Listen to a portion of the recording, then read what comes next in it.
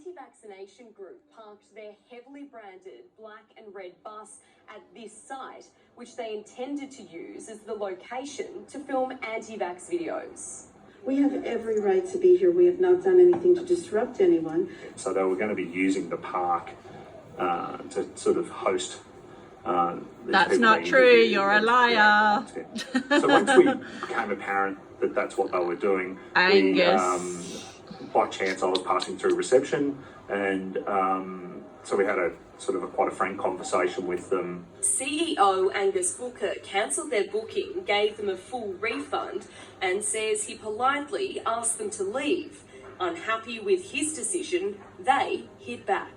After they left reception, they went and got the lead figurehead of the organisation to come back into reception, and she was live streaming on Facebook. We have the van, the Vaxxed bus.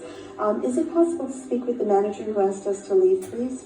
Meryl is the founder of the organisation. Aneeta is the president. In this recent post, Meryl asks if Australians have been lied to about the pandemic. Is our nation overwhelming us with lies and killing our economy and us?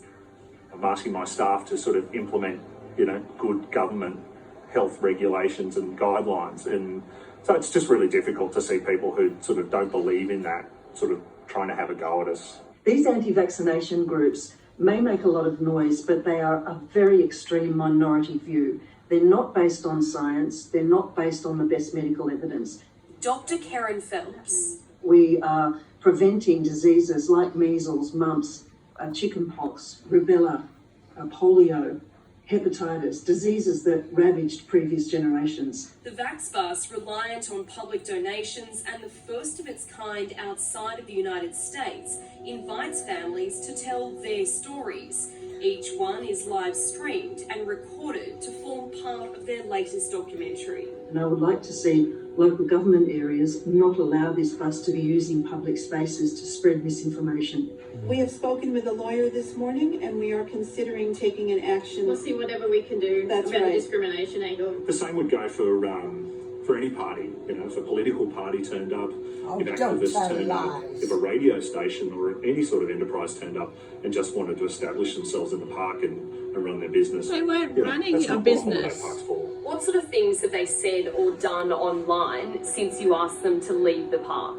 They started to attack us on social media, so they had a run at Facebook and our Google reviews, and they were just leaving false reviews. They were saying some quite terrible things about the business, which is just clearly untrue. I don't think we've ever turned away a family in our lives, and we're very inclusive, and we pride ourselves on our ability to give all families a holiday. Leaving negative comments targeting the Big Four holiday park was one thing, but some anti-vax members made it personal. They found my profile pic, they defaced that, they were posting it back onto our site. It's been quite disgusting, to be honest. It's been a really negative experience. Fortunately, however, with the abuse came support. Beautiful place, great facilities, amazing management. The coast has your back. The park is beautifully kept and staff go out of their way to make sure campers enjoy their stay. Ignore any reviews that say otherwise. Immunisation is absolutely essential to public health. I've got broad shoulders and, we'll live to fight another day. That anti-vaxxer group says it'll start travelling around Australia once our borders reopen. Ironically, they might have to wait until there's a vaccine first. The last thing from